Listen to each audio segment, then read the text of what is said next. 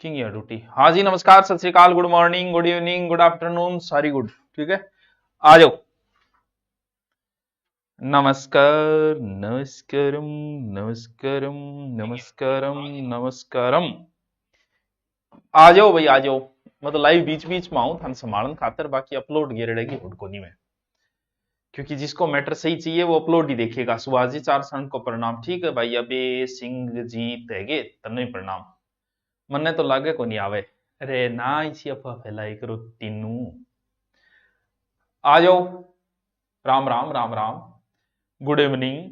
आ जाओ, आ जाओ, जल्दी करो, फिर मैं मेरा चालू करूं बस, और के फिर सब मास्टरों को रीट के पेपर की अग्रिम शुभकामनाएं। 27 दिन लगभग शेष रहे हैं। मॉडल पेपर निकालो, जो पढ़ रखा है उनको बार बार पढ़ो। नई चीजें छेड़ने की जरूरत नहीं है। तुम्हें 100 नहीं लेके आने, तुम्हें मात्र 60% लेके आने। आगे मैन की तैयारी आराम से करेंगे, हम बैठे हैं ना, वो तो जीके ही तो है। नमस्ते मास्टर, नमस्ते, नमस्ते मास्टर, नमस्ते। आ जाओ, आ जाओ, थोड़ा चालू करूं मैं। हिंदी शिक्षण की विधाएं, हिंदी शिक्षण की विधाएं, व्हाट इज विधाएं। आ जाओ, गोविंदगढ़ से प्रणाम, तारानगर से प्रणाम। चलो, आ गए क्या? बहुत बढ़िया। तो मास्टरों थे, एक तो मास्टरों के लेट नहीं आना चाहिए, पुलिस वाले बच्चे लेट आए तो जचता है। अब ये हमारी शायद, वैसे देखे तो लास्ट ही शिक्षण विधि है। उसके बाद हम कुछ ऑब्जेक्टिव अभ्यास करेंगे शिक्षण विधियों का, और कुछ और टॉपिक भी करेंगे, ताकि आगे वाले 25 दिन हम किसी प्रकार से कवर करने की कोशिश करें। आ जाओ भाई झुंझुनू से। ठीक है जी, गुरुजी 4th ग्रेड में इंग्लिश शुरू कर लो। बस इंग्लिश ने छोड़े सो क्यों आवे। ठीक है, अच्छा, ऑनलाइन कोर्स में क्या तू 4th ग्रेड आ रही क्यों आए भाई? ये मास्टर मास्टर बैठे हैं, तू अटके करे। हिंदी शिक्षण की विधाएं, विधाओं का मतलब हिंदी के अंदर कोई एक चीज नहीं है। कैसे एक नहीं है? हिंदी में गद्य भी होता है। हाँ सर, होता है। ठीक है, हिंदी के अंदर पद्य भी होता है। बताओ वह कौन है? वह हिंदी के अंदर व्याकरण भी वह, बिल्कुल सर होती है। हिंदी के अंदर नाटक भी होता है। हिंदी के अंदर कहानी भी होती है। कोई एक चीज थोड़ी हिंदी के अंदर, और रचना भी हुए। अब आप देखोगे हिंदी में चीजें तो इतनी है, तो क्या सभी चीजों को पढ़ाने की एक ही शिक्षण विधि हो सकती है? नथिंग, नो, कभी नहीं हो सकती। ये अलग अलग चीजों को, जैसे गद्य को पढ़ाया जा रहा है, क्या वैसे कविता पढ़ाएगा कोई? है? जैसे कविता पढ़ाई जा रही है, क्या वैसे व्याकरण पढ़ाएगा? ए आ मिले के आ हो जाए, ये थोड़ी पढ़ाई जाओ कोई। क्यों? क्योंकि सबको पढ़ाने की अपनी एक अलग कला है। उस कला को ही एक प्रकार से हम बोल देते हैं विधाएं। बात पल्ले पड़ी की थारे? पढ़ी, कुछ पढ़ी है। यानी हिंदी के अंदर इतनी चीजें होती है। हिंदी के अंदर गद्य भी है, पद्य भी है, कहानी भी है, नाटक भी है, व्याकरण भी है। लेकिन सब चीजों को पढ़ाने की अपनी अपनी एक अलग कला होती है।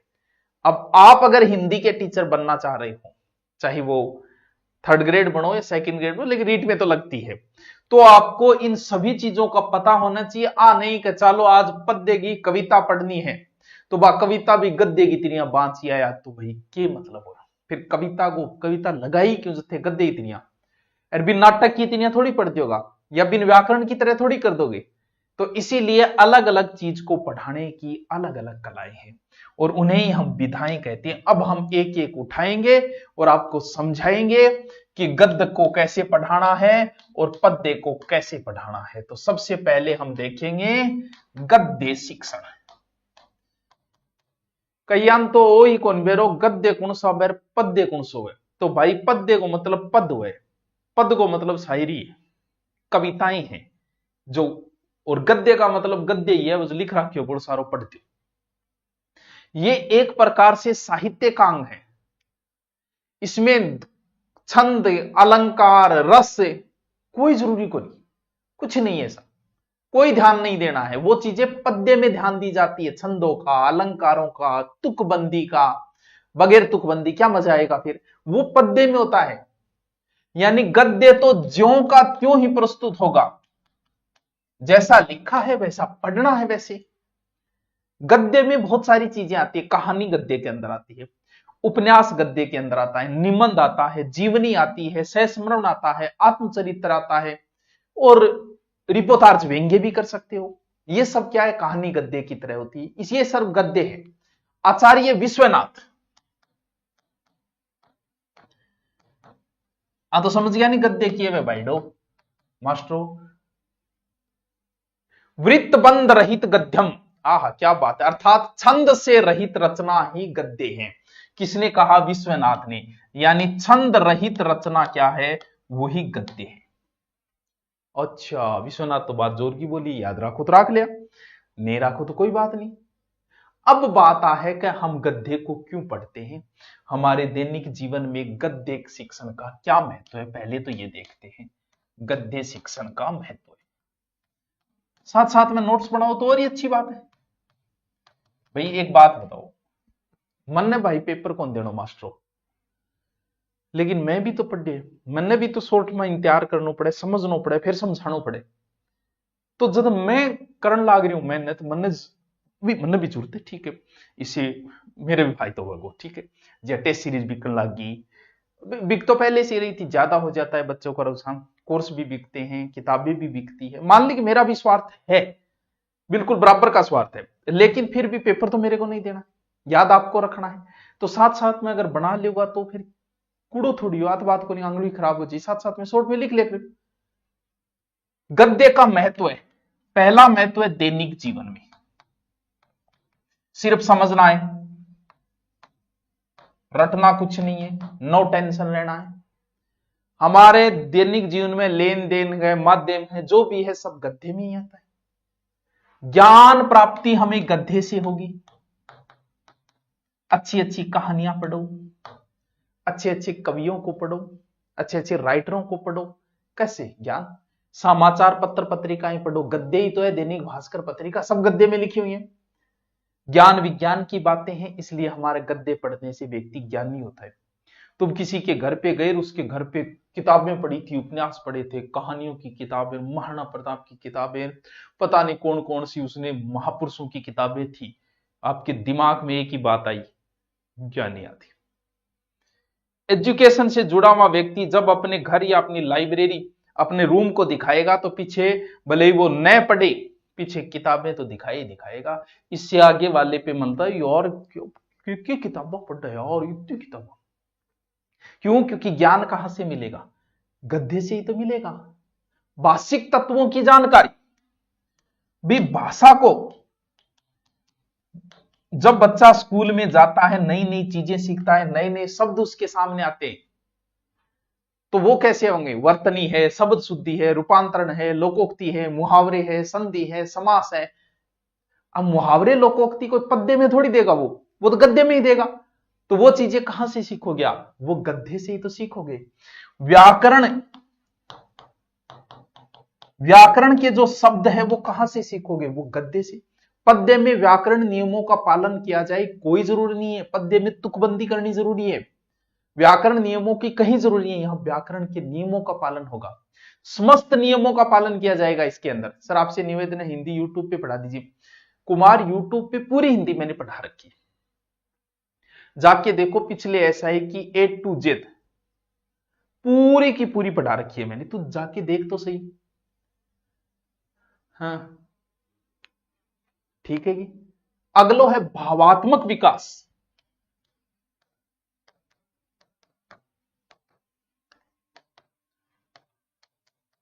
वैसे कविता में भी होता है, कविता भी कई प्रेम की कविताएं हैं, हम भावुक हो जाते हैं उस कविता को देख के। हैं मैंने कविता सुनाई, सब अपने महबूब में खो गए, मैं अकेला रह गया, क्यों, कविता से भी व्यक्ति भावुक हो जाता है।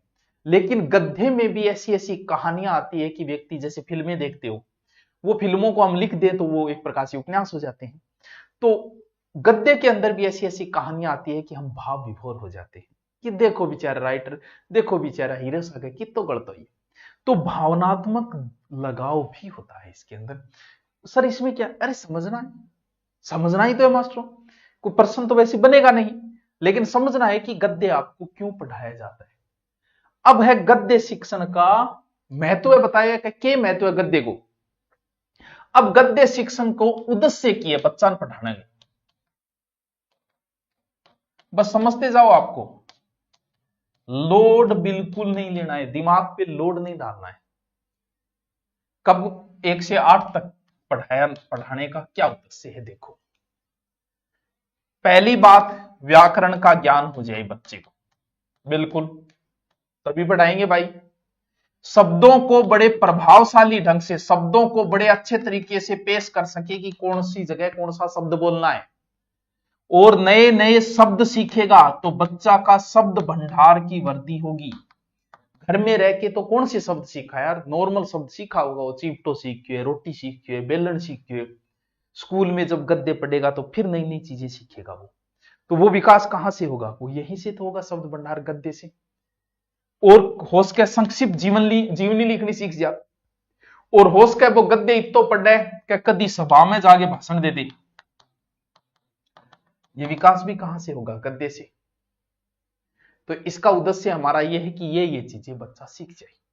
ये तो है 1 से 8 तक की, लेकिन जैसे ही बच्चा थोड़ा आगे जाएगा 8 से लेके 10वीं तक, वहां पर गद्य क्यों पढ़ाया जाता है, जो लिपि पढ़ी है उसको व्यवहार में ला सके, ध्वनि विज्ञान को समझ सके कि कौन सी ध्वनि छोटी आ रही है, कौन सी बड़ी आ रही है, शब्दकोश का और विस्तार हो, विराम चिन्हों का वो सही प्रयोग कर सके। छोटे बच्चे को इतना विराम चिन्ह वगैरह का नहीं नॉलेज होता, वो सीधा सीधा मारता है। शब्द मुहावरे पदबंध का सही जगह प्रयोग कर सके, सही अनुच्छेदों को बांट सके, देखी हुई घटना का वर्णन कर सके। क्या देखी हुई घटना का वर्णन 3री क्लास का बच्चा कर सकता है, नहीं कर सकता, लेकिन 9वीं क्लास का बच्चा कर सकता है। मेले का वर्णन वो लिख सकता है, और बहुत बड़ी बात को सार के रूप में पेश कर सकता है। तो यह उद्देश्य होता है 8 से 10वीं तक बच्चे को पढ़ाना। 11वीं और 12वीं तक बच्चे को गद्य क्यों पढ़ाया जाता है, यहां तो बच्चा और मेच्योर हो गया। यहां तो ये मान लो अपठित रचना को सारांश भी लिख सके, किसी विषय में क्या भावनात्मक बातें हैं, क्या वर्णनात्मक बातें लिख सकता है, पढ़ी हुई बात को बंद करके व्याख्या भी कर सकता है वैसे की वैसे। तो आगे तो फिर बौद्धिक विकास करना है गद्य पढ़ा के, समझे बात को। अब आएगी गद्य शिक्षण की विधियां। प्रश्न यहां से टप होगा, तो गुरुजी इतनी देर के बक्यो, इतनी देर थान गद्य साहित्य में जोड़े, कभी गद्य साहित्य क्यों पढ़ाया जाता है। अच्छा रहे वो करो, केक को डावरो कह रहा क्यों थे हैं। गुरुदेव जी रीट वाले बेंच में आर्ट एंड कल्चर आपकी पढ़ाई में अपलोड कर दो। अच्छा हाँ, आर्ट एंड कल्चर की अलग से क्लास रिकॉर्ड है, कर देंगे। अब तो क्या यार, अब तो मैन के लिए करेंगे, कोई बात नहीं है। बुक को महत्व क्या को नहीं, बुक को तो महत्व वही को मुना। रीट के लिए हिंदी की स्पेशल क्लास है, हिंदी बहुत बड़ो सिलेबस है मुना, अब क्या लगाऊं है। हाँ एमसीक्यू अब करवाएंगे आपको, अभी करवाएंगे, शुरू करेंगे, ठीक है। गुरु जी को नहीं बताओगे, अरे क्या बताऊं। ये टॉपिक कंप्लीट होते ही आगे 20 दिन हम हिंदी और इसकी शिक्षण विधियों का आईबी क्वेश्चन निकालेंगे। बस तेरा जी चाहिए। पुलिस के बारे में बताओ, पुलिस के बारे में क्या बताऊं। राजस्थान में लगभग 1 लाख कांस्टेबल है लगभग, और पुलिस के ऊपर हेड कांस्टेबल होता है, फिर एएसआई होता है, फिर एसआई होता है, फिर सीआई होता है, फिर डीवाईएसपी होता है, फिर एडिशनल एसपी होता है, फिर एसपी होता है। क्या बताना बता। भर्ती नेक्स्ट मंथ तक आने के, जैसे सीटी का रिजल्ट आ जाएगा पहले पुलिस की भर्ती आएगी। लेकिन तो पुलिस और बीच में घुसरिया क्यों मास्टर बीच में, मास्टर 12 कटो रहे। हाँ आगे गद्य शिक्षण। अब है गद्य शिक्षण की विधियां, गद्य शिक्षण की विधियां लो जी। प्रत्येक की पढ़नी है, नाटक की विधियां पढ़नी है, व्याकरण की विधियां पढ़नी है, गद्य की विधियां पढ़नी है, सारी विधियां पढ़नी है। हंसी क्या आ रहा है बताओ। कई प्रकार की विधियां हैं, उद्बोधन विधि है, प्रवचन विधि है, स्पष्टीकरण विधि है, बहुत सारी विधियां। लगभग तो हम सीधा पढ़ते हैं वही विधियां, किताब ला गया। तो लेकिन स्तर के अनुसार पढ़ाना जरूरी, ये नहीं कि आप पहली क्लास के बच्चे को पढ़ा रहे, 12वीं क्लास के बच्चे को पढ़ा रहे हो वैसे ही आप पहली क्लास के बच्चे को पढ़ाने लगे, तीसरी क्लास के बच्चे को पढ़ाने लगे, ऐसा नहीं है। इसका उद्देश्य एक तो अर्थबोध शिक्षण विधियों में, क्या अर्थबोध शिक्षण विधि, एक विधि है गद्य की अर्थबोध शिक्षण विधि। यह विधि छोटी क्लास में काम आएगी। कौन सी क्लास में? प्राथमिक स्तर। सर इसमें क्या होता है, कुछ कठिन शब्द आ जाए जो मास्टर जी खुद बोल के मौखिक रूप में बता के भी व्याख्या कर देगा, बस गद्य पढ़ रहे हैं और साथ साथ में व्याख्या कर देंगे और छात्र जकाए खुद ही कुछ शब्दांगों ज्ञान ले लेगा। ये छोटी सी अर्थबोध विधि है और इनमें कई चीजें प्रयोग है। अर्थबोध का मतलब यह कि गद्य पढ़ाते समय कुछ शब्दों का अर्थ बताना, जैसे कि एक बार एक बच्चे ने पुष्प देखा, अब बच्चों बेचारे स्कूल निकल गए, घरों निकल गया, बिन कौन पुष्प के घरे तो फूल ही सुनो। तो फिर इसकी कई विधियां हैं कि पुष्प को किस प्रकार बच्चा मास्टर जी प्रेजेंट करेंगे।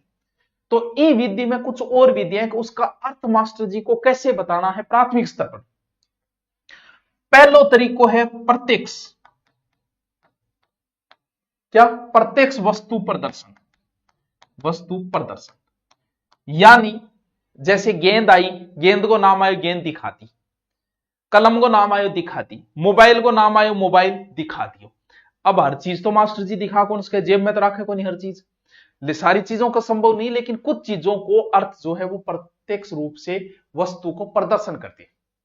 दूसरा है प्रत्यक्ष क्रिया प्रदर्शन।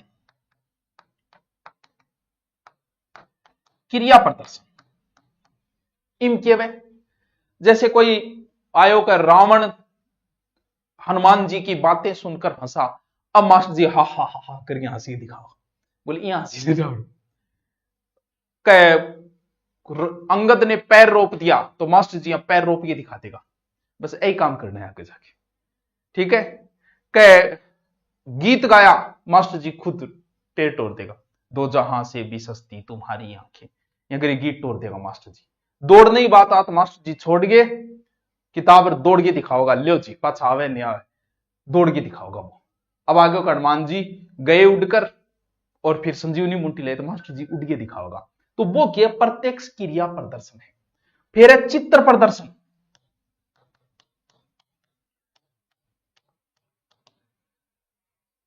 जी हाँ, अमेरिका दिखानो है, अब अमेरिका मास्टर जी जब मैं लिया थोड़ी बोले, तो नक्शे में दिखाओगा टावर ओ अमेरिका है, इसी अमेरिका है, अट्ठे चार्ट में दिखा दियो, मॉडल दिखा दियो, वो की है, वो चित्र प्रदर्शन है।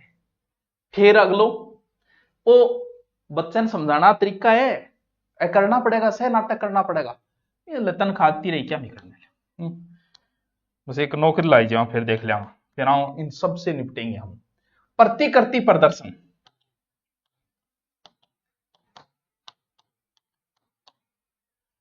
मंदिर ताजमहल आदि की प्रतिकृति। ताजमहल की बात आई कि शाहजहां ने ताजमहल बनवाया, मुमताज को दफनाया, ताजमहल दिखा दो, मंदिर दिखा दो, मस्जिद दिखा दो, तो वो क्या प्रतिकृति प्रदर्शन बोलेंगे। समझिए बात ना, ये एक डाउट है, क्या कह रहे हो, कौन सी प्लेलिस्ट में 8 वीडियो कौन दिखा, उड़नो तो सिखाओ ना, क्या सिखाई जाए। अब इस विधि की कुछ आलोचनाएं, एक तो सर्वव्यापक तो है ही नहीं प्रदर्शन इन चीजों का, कुछ चीजों का जर है, कुछ सूक्ष्म भावों को प्रदर्शित नहीं किया जा सकता, कुछ चीजों को, सीमित चीजों को ही दिखाया जा सकता है, हर एक चीज को नहीं दिखाया जा सकता इसमें। बाकी थोड़ी विधि है, ध्यान रख लेना। यानी कौन सी? गद्य शिक्षण की पहली विधि है अर्थबोध, यानी आए हुए शब्दों का अर्थ बताना। दूसरी जो गद्य की फेमस विधि है वो है व्याख्यान विधि। नॉर्मल है, सब व्याख्यान पढ़ लिया आपा, यानी स्पष्टीकरण भी बोल सका आपा, स्पष्टीकरण विधि, ये तो हम पढ़ चुके हैं, नॉर्मल बात है। आधो साओ ये लिख दियो, आधो से पे फिर स्पष्टीकरण। व्याख्यान विधि में किया जाएगा, व्याकरण की सहायता व्याख्या करी जाएगी विभिन्न उदाहरण भाषण द्वारा, ये ऊंची कक्षाओं में चलती है। फिर है प्रवचन विधि। प्रवचन विधि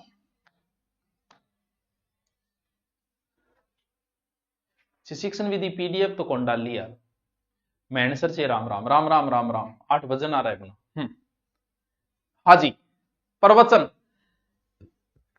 शिक्षक महोदय कथाकार बन जाएंगे, छात्र श्रोता बन जाएंगे, पाठ आगे है ही और मास्टर जी शुरू हो जाएंगे। बस चल रही है कथा, वो है प्रवचन विधि। ये तीसरी चौथी क्लास में मत शुरू कर देना, ऊंची कक्षाओं में चलेगी। तीसरी क्लास में थे भाषण देगा टाबर गलने सुत्यो लाते को, ये ऊंची कक्षाओं में चलती है। और समास संधि विलोम विराम इनको भी साथ साथ बताते रहो, प्रवचन देते रहो। बस अगली है प्रश्नोत्तर विधि। एक्यांगी विधि है, व्याख्यान कौन सी है, गद्य शिक्षण की विधियां ध्यान रखियो, निम्न से गद्य शिक्षण की विधि है, ऐसा प्रश्न पूछ लिया तो इसे सुकराती विधि भी कह सकते हैं, क्योंकि सुकरात ने दी थी ये प्रश्नोत्तर। यानी छात्रों को पहले ज्ञान से जोड़ा जाएगा, उससे संबंधित प्रश्न पूछा जाएगा। जैसे महाराणा प्रताप के बारे में पाठ है तो महाराणा प्रताप को बारे में 2-4 बातें पूछी जाएगी कि टावर कौन हो, टावर कहेगा एक राजा हो, फिर का टावर थोड़ा बहुत बेरो है था किंग सागे लड़िया, बोलो कोई अकबर सागे लड़िया। तो थोड़ी बहुत बातों से बच्चों को कनेक्ट किया जाता है, जिससे उनसे सोचने की तर्क शक्ति का कुछ विकास हो। यह भी उच्च स्तर में चलेगी, यह नहीं कि तीसरी क्लास के बच्चे को आप पूछ रहे हो कि मालदेव कौन हो। यह ऊंची कक्षाओं के लिए ज्यादा चलती है, ठीक है। और इम के वे के टाबर भी प्रश्न पूछे तो कई बार टाबर बेमतलब का प्रश्न पूछना चालू कर दे। बच्चे का क्या है भाई साहब, कुछ भी पूछ सकता है 8% तो कई बार वो निरसी हो जाए, क्लास में माहौल भी खराब हो जाए है तो कई बार बकवास से प्रश्न भी पूछने शुरू कर देता है, तो थोड़ा सा ध्यान रख लेना। हाँ, जय श्री राम टोंक से राम राम भैया, राम राम राम राम राम राम। और दसो बताओ बताओ। देखो गद्य शिक्षण के एक तो होता है वाचन, 3 अंग है गद्य शिक्षण। गद्य शिक्षण की ये विधियां थी, बालकों को शुद्ध बोलना सिखाना है आपको गद्य के माध्यम से पढ़कर। व्याख्या भी जरूरी है गद्य शिक्षण में, क्योंकि व्याख्या से शब्द भंडार की वृद्धि होगी। क्यों? क्योंकि पानी आए तो पानी की पर्यायवाची भी साथ में बता दो, नीर है, तोय है, अंबु है, वारी है, तो बच्चा का शब्द भंडार और वृद्धि हो जाएगी उसकी। लोकोक्ति, मुहावरे, सूक्तियां, इससे बच्चे का ज्ञान बढ़ेगा, शब्दों का संग्रह बढ़ेगा। और फिर विश्लेषण है ही।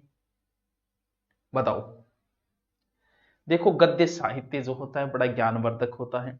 जब आप नौकरी लग जाओ, फ्री हो जाओ, तो आप गद्य ही पढ़ोगे। किसी की भी किताब मंगा ली, किसी महापुरुष की मंगा ली, विवेकानंद की मंगा ली, ओशो की मंगा ली, तो वो क्या है, वो सब गद्य ही। तो उनसे पढ़ के तो आपका ज्ञान बढ़ेगा। बाकी हम लोग सब ज्ञान नहीं बने हुए हैं, बिना कुछ पढ़े बिना कुछ जाने ये सब ज्ञानी बने हुए। लेकिन ज्ञानी तो वही है जो साहित्य को पढ़ेगा। ठीक है, ठीक है। अब बताओ, अब यह है कि कुछ सोपान अपनाए जाएंगे। एक तो प्रस्तावना होगी जो पूर्व ज्ञान को जोड़ेगी गद्य में, फिर उस विषय पे चर्चा होगी, फिर कक्षा में निरीक्षण भी किया जाएगा, आवृत्ति भी होगी, फिर गृह कार्य भी देना है गद्य शिक्षण में। यह है गद्य शिक्षण की विधि जो मैंने अपने मुख से प्रवचन दिए हैं। कुछ आपके समझ में आए होंगे, कुछ नहीं भी आए होंगे, लेकिन अब जब आप पढ़ोगे किताब में शिक्षण विधि तो आपके पल्ले पड़ जाएगी कि ठीक है वो मास्टर बताएगी ऐसी है। अब बताओ, ऐप क्यों नहीं खुद रहा, कौन सा नहीं खुद रहा? 8 वीडियो कौन दिखा रहे हो? नहीं यार इसी कोई बात कौन, शिक्षण विधि तो पूरी डाल रखी है? शाहजहां वीडियो डालो, शाहजहां वीडियो क्यों कोनी? क्या कह रहे हो? दंडान्वय और खंडान्वय विधि अभी आएगी आगे। क्यों? क्योंकि शिक्षण विधियों में है वो। की पल्ले पड़ रही है थारे, क्योंकि ए है बोला और मन लगा रिकॉर्ड करके डालना पड़ेगा। क्योंकि अब देख लो आधी घंटा लग गई एक में, नहीं मैं रिकॉर्ड करके इतो ही मैटर बता के पूरा सल्टा दिया। क्योंकि लाइव में बिना मतलब की बकवास ज्यादा होती है।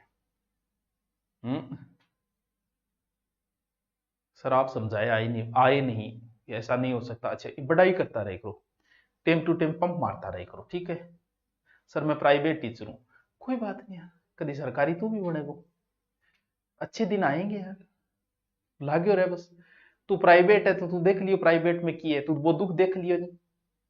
तो अब तू बोली लगन तैयारी करो। जो प्राइवेट स्कूलों में पढ़ा चुका है उसे पता है कितना शोषण होता है, मतलब मारे भी रोन कौन दे।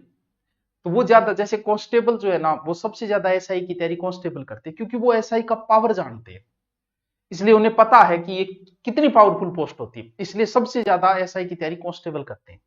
वैसे ही ये प्राइवेट स्कूल वालों को पता है कि हमारे साथ क्या हुआ है मास्टर के साथ, वो सबसे ज्यादा तैयारी करते हैं इसमें। जिन जिन जो नहीं की प्राइवेट नौकरी, उन्हें क्या पता कि क्या हो रहा है क्या नहीं हो रहा। तुमने मेहनत की, तुम्हारे पैसों के लिए तुम्हें रोना पड़ता है, दे दो दे दो। क्यों? क्योंकि मैं प्राइवेट स्कूल ने पढ़ाई की, कोचिंग में पढ़ाई, रुपया मारा फिर भी मांगा, अगर रिक्वेस्ट करता भाई जी दे दो निकाल जरूरत है, 10,000 मांगता होता नहीं, 2,000 रुपया जलाता। वो गुरुजी यारो काम ले लिया, गुरुजी यारो एक प्लॉट ले लिया, अरे तो प्लॉट में भी तो लेस काम हने दे दे, लेकिन ना थार ले रुपया में 100 काम करू रहे यार, मैं घरे मकान टोर रहा के तो ते थारे हिसाब थारे औकात के हिसाब टोरो, मान ले रुपया आधार पे क्यों टोरो। तो आपको पता है अच्छी मेहनत कर मुना गैल छुटानो ही। चलो थे को तो पद शिक्षण और बता दियो यार, ये ना करो थे, थोड़ी इजाजत दो यार, देखो एग्जाम नजदीक है, करना ही पड़ेगा। लियो तो अगलो कौन सो है, पद्य शिक्षण। पद्य शिक्षण ठीक है। कविता शिक्षण, मछली जल की रानी है, जीवन उसका पानी है। भाई कविता भाई एक तो याद होगी, ट्विंकल ट्विंकल लिटिल स्टार, एक बार और है वाह। कविता में भाव तत्व तो होते हैं, परंतु इसमें कल्पना, भावना, बुद्धि तीनों का ही समावेश होता है। कविता ऐसे ही नहीं लिखी जाती बस। कोई बंदा शायरी लिख रहा है तो विद्वान है वो, ऐसे नहीं है भाई साहब। क्यों? क्योंकि ऐसे लोग 0.001% होते हैं। मुझे नहीं आती, मैं नहीं लिखता, मैं तो इन मिनू चुरा के लिखू थे, सोचता हूँ गुरुजी शायरी बोले खुद ये आपने एक ही गुण से चुराई है। लेकिन जो व्यक्ति कविता लिखता है यार, वो विद्वान आदमी है। वो पद ऐसे ही थोड़ी बनता है, डिंगल भाषा के पद विद्वान लोग हैं, महान लोग हैं, जिनको हम आज भी पढ़ते हैं। तो कविता ऐसे ही नहीं है, बुद्धि का। हाँ आप लेख लिख सकते हो, गद्य लिख सकते हो, आप पढ़े लिखे हो गद्य लिख सकते हो, लेकिन आप एक लाइन की कविता नहीं जोड़ सकते। क्यों? कविता के अंदर तो आपको एक्स्ट्रा ऑर्डिनरी एक होना पड़ता है, एक अलग ही बुद्धि का लेवल होता है इसके अंदर। इसका विकास दर्शन से, ऋग्वेद से ही है। ऋग्वेद पूरा जो किसमें है, पद्य के रूप में ही तो है। विश्वनाथ कविराज क्या कहते हैं, जो विश्वनाथ पहले, वाक्यम रसात्मक काव्यम, अर्थात रसात्मक काव्य ही वाक्य काव्य है, रसात्मक वाक्य ही काव्य है। यानी जिस वाक्य को पढ़ के रस आ जाए वही तो कविता है। और लाइनें जोड़ना बड़ा मुश्किल है। वो एक कवि का कोई इंटरव्यू चल रहा था, किसका था, अताउल्ला खां का था पता नहीं। तो जो इंटरव्यू लेने वाला कह रहा था कि मैं एक लाइन बोलूंगा, तुम आगे वाली जोड़ना, तुम आगे वाली जोड़ना। उसने बोला कि तुम मुझसे नाराज हो, आगे जोड़ो, तुम मुझसे नाराज हो तो कोई बात नहीं, मगर कहो यारो उससे मेरा शहर ना छोड़े। ऐसी लाइनें जचाना बहुत बुद्धि का विकास है, नहीं जोड़ सकता हर कोई इन चीजों को। क्यों? क्योंकि कविता शिक्षण तो एक महान व्यक्तित्व है। कलरीज ने कहा सर्वोत्तम शब्दों का सर्वोत्तम कर्म ही कविता है। आकोनिक 68 शब्दान बीच में जोड़न लग रहे हो, सही शब्दों का सही जगह प्रयोग कालरीज ने कहा है क्या है, कविता है। जयशंकर के कह आत्मा की संकलात्मक अनुभूति कविता है। आचार्य वामन क्या कहते हैं, रीतात्मा काव्यम, यानी रीति का काव्य ही आत्मा है, ऐसे ही नहीं है। अब क्यों पढ़ाई जाती है कविता शिक्षण, ऐसा क्या उपयोग है इसका कि बच्चे को कविता शिक्षण किया जाता है। अलग अलग स्तर पे अलग अलग होगा। पहला होगा प्राथमिक स्तर, कभी प्राथमिक स्तर पर कविता क्यों पढ़ाई जा रही है, क्या जरूरी पड़ गई भाई, चौथी क्लास के बच्चे को कविता की कहां जरूरत है। क्यों? क्योंकि बच्चा कविता बोलने में, तुकबंदी में बड़ा अंदाज मजा लेता है, इसलिए लिटिल स्टार ये सबको याद होता है। क्यों? कविता के माध्यम से बच्चे को आनंद आता है, बच्चे का स्तर जो है कहां ज्यादा बोलना है कहां कम ये सीख जाए। क्योंकि कविता और श्लोक, आप कोई शायरी बोल दो बच्चे के आगे, बच्चा तुरंत पकड़ लेगा, उसको बोलना शुरू कर देगा। बच्चा शायरियां देखता है, उसे आनंद आता है। क्यों? तुकबंदी से बच्चे को बड़ा आनंद आता है, इसलिए वो नई नई चीजें सीख जाता है इसके माध्यम से। और सामूहिक कविता पाठ होगा नहीं तो बच्चों में एकता की गुण की भावना होती है, इसीलिए प्राथमिक स्तर पर कविता पढ़ाई जा रही है। आगे थोड़ा सा स्तर बढ़ा, कौन सा आ गया, माध्यमिक। कौन से स्तर पे, माध्यमिक स्तर पे। थोड़ा बच्चे का विकास हो गया तो कविता में क्या चीजें हैं वो ग्रहण करना सीख जाएगा। फिर कविता में क्या होंगे, रस होंगे, छंद होंगे, अलंकार होंगे। रस छंद अलंकारों का कोई लेना देना नहीं होता तीसरी चौथी पांचवी के बच्चे को, वो माध्यमिक स्तर के बच्चे के लिए जरूरी है। उन चीजों का ज्ञान हो जाएगा उसमें कि हरि ने हरि को हरि रूप दिया, चंदू के चाचा ने चंदू की, है तो कॉमेंट। तो इससे सिखाया जाएगा कि बार बार इसमें क्या आ रहा है, खड़क सिंह के खड़कने से खड़कती है खिड़कियां, तो ख ख ख ख आ रही है तो कौन सो अलंकार है, तो बच्चा सीखेगा।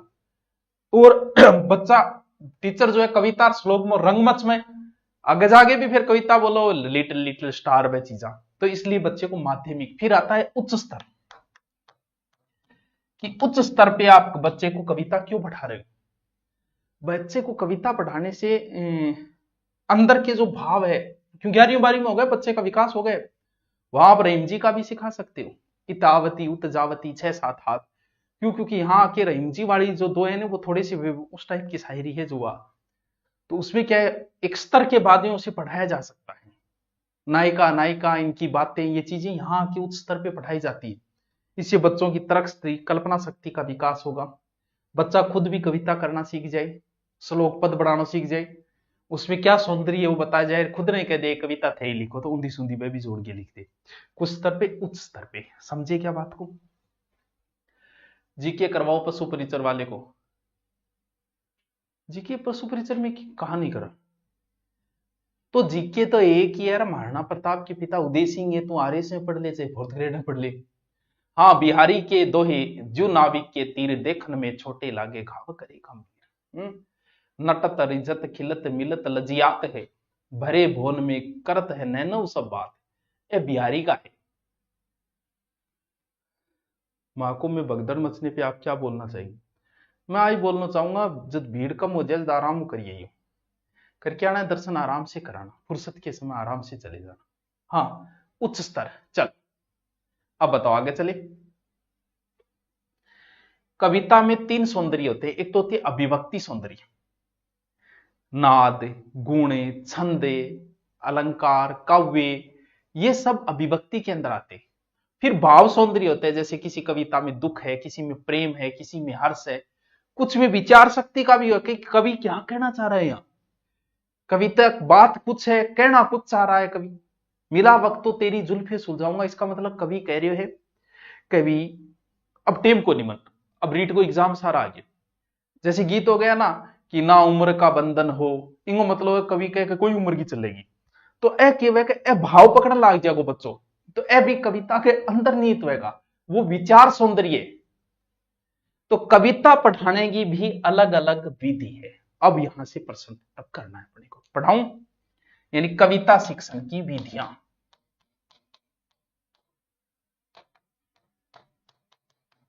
विधियां देखो, लो जी, इसका मतलब प्राथमिक स्तर पे अलग तरीके से पढ़ाया जाएगा, ठीक है, उच्च स्तर पे अलग, जैसे माध्यमिक कह दूं, माध्यमिक स्तर पे अलग पढ़ाया जाएगा बच्चे को, कब 6 से 12वीं, और उच्च स्तर में बच्चे को अलग। क्यों, क्योंकि अलग अलग तरीके से कविता पढ़ानी है, ऐसे थोड़ी है कि हर टाइम में थे एक तरीके को रगड़ देगा कविता। हाँ, रोजगार और धाम तीर्थ है। चलो देखो, सबसे पहला है प्राथमिक स्तर। इस समय अगर आप कविता पढ़ा रहे हो तो गीत गाओ। कविता में मास्टर जी खुद गा गा के गानों सीख लो भाई। गीत प्रणाली बड़ी जरूरी है। बच्चे के जन्म से ही बच्चे को गीत बड़ा प्रिय होता है, मां भी लोरी सुना रही, और गीताओं प्रयोग शिक्षण में बड़ो ही सरल और सहज रूप में करे जा सके। और गीत टाबरा न हो सके, सगड़ा टाबरा सागे ही गुआ दो, कोई गीत गुआओ तो, और मास्टर जी भी पीछे पीछे करता जाएगा और बच्चा भी करता जाएगा। ये विधि बड़ी ही मनोवैज्ञानिक विधि। कौन सी? गीत विधि। छोटे टाबरा ने कविता का माध्यम वो टाबर मजा ले रहे पढ़ाओ बन, ठीक है, ई करने था। लेकिन गीत भी आकर्षक होना चाहिए। आ नहीं कि कोई टफ गीत लेके बैठ जाओ, ए मछली जल की रानी जीवन उस ऐसा चालन दो, खूब लड़ी मर्दानी, ऐसा चालन दो गीत। फिर है गीत अभिनय विधि। गीत अभिनय विधि, मास्टर जी खुद नाच के, मास्टर जी नाचना होना जरूरी है। अभिनय, तुकबंदी होनी जरूरी है। गीत सरल आसान और मास्टर जी सागे नाचन लाग रहे, तो मास्टरनिया तो चलो कामड़ो कर देगी, लेकिन मास्टर लिए थोड़ा दोरो काम हो जाए। फिर अर्थ कथन या शब्द कथन प्रणाली।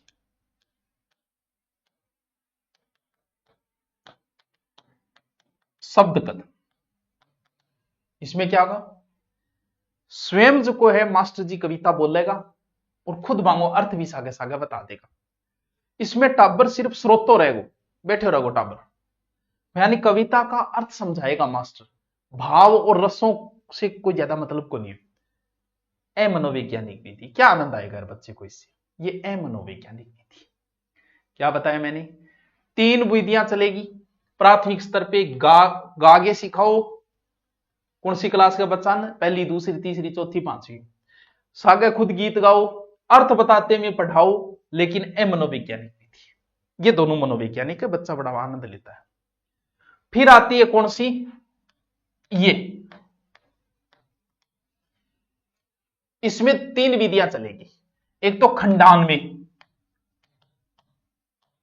ठीक है, एक दंडान्वी। अभी एक टाबर पूछो नहीं कि वह खंडान्वी दंडान्वी, अब आ जाएगी। एक व्याख्या, अभी व्याख्या करेंगे, लेकिन एक बार लिख लेते हैं।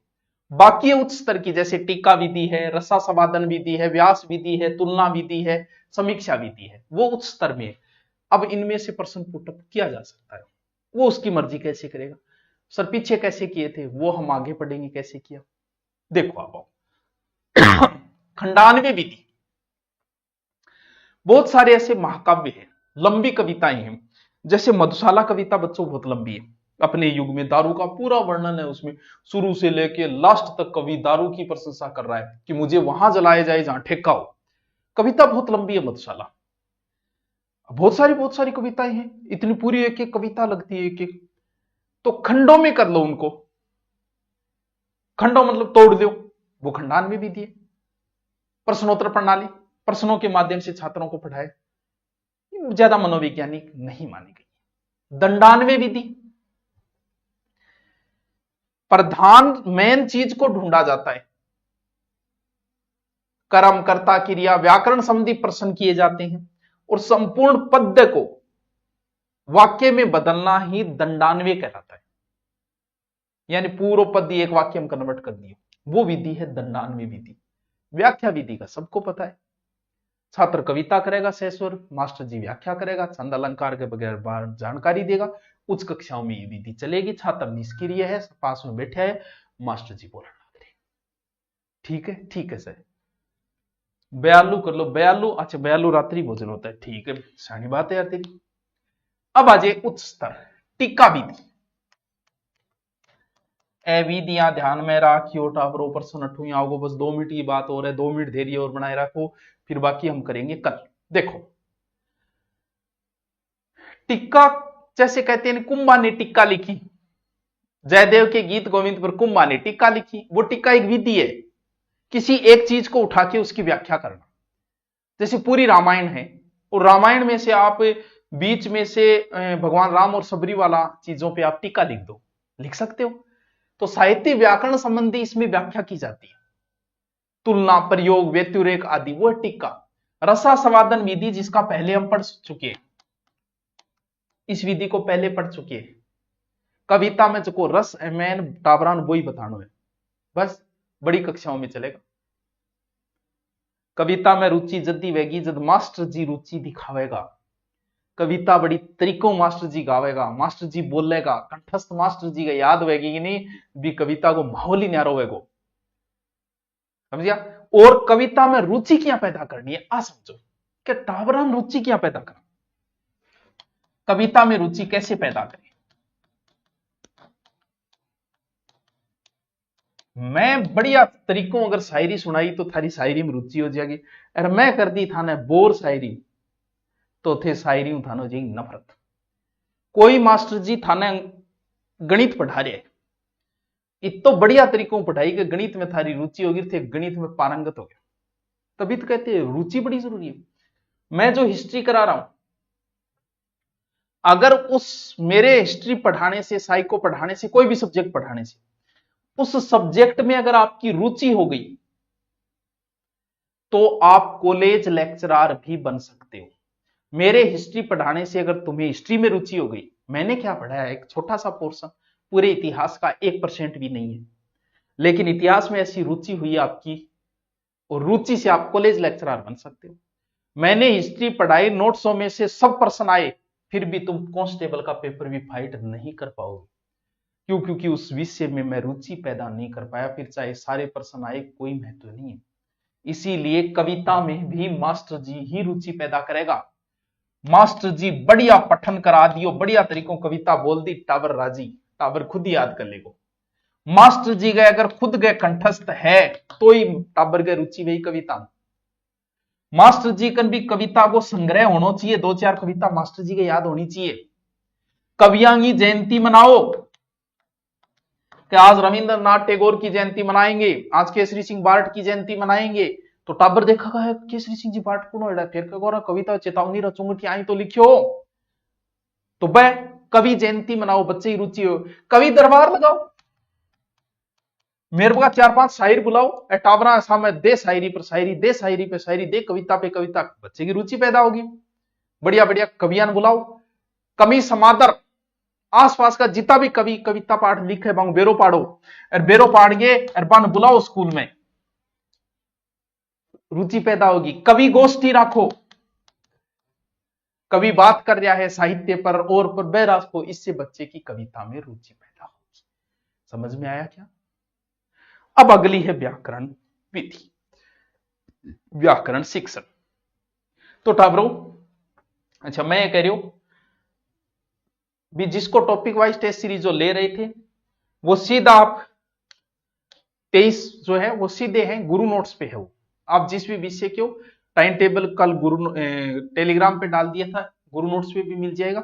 बाकी गुरु नोट्स तो अपने पास रखो ही रखो, फ्री है। मैंने वो चीजें तुम्हें फ्री दे दी गुरु नोट्स के माध्यम से जिनके लोग हजारों रुपये लेते हैं। जिन नोट्सों के लोग हजारों रुपये लेते हैं वो नोट्स और इस गुरु नोट्स के खोल के मिला लेना, आप खरीदोगी नहीं, तो सब कुछ फ्री दे रखा है। वहीं पे टेस्ट सीरीज है, 23 है, टॉपिक वाइज है।